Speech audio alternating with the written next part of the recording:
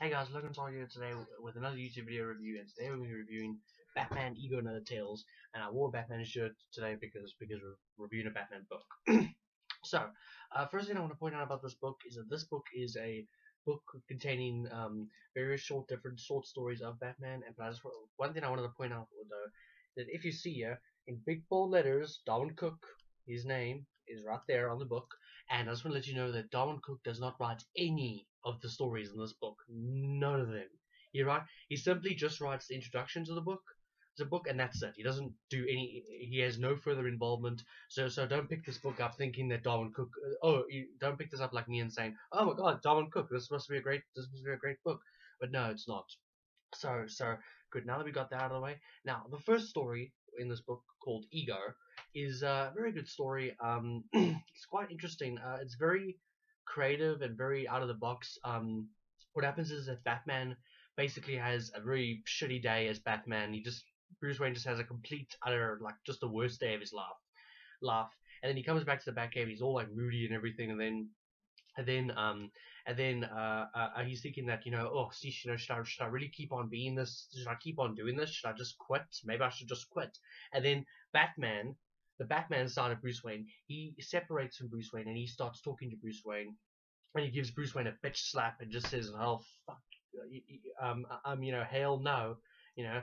And yeah, it was a pretty good story. I won't really spoil too much about it, but yeah, it was a pretty interesting story. And like I said, the Batman, he gives Bruce Wayne a complete bitch slap and everything. But yeah, this was a really good book. I really like that.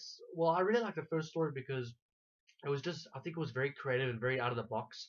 I think if you guys read watched the old Spider-Man movies with Norman Osborn, where he often talks to himself. He's got like this split personality. He's got like Norman Osborn personality, and then he's got the Green Goblin personality, and then he just talks to himself and everything.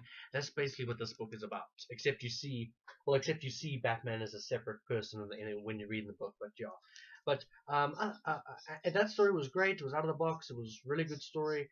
Unfortunately, the stories that follow are just brought this book down.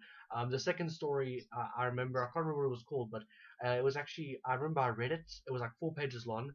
I read the story, and by the time and when I finished it, I was just like, what the hell just happened?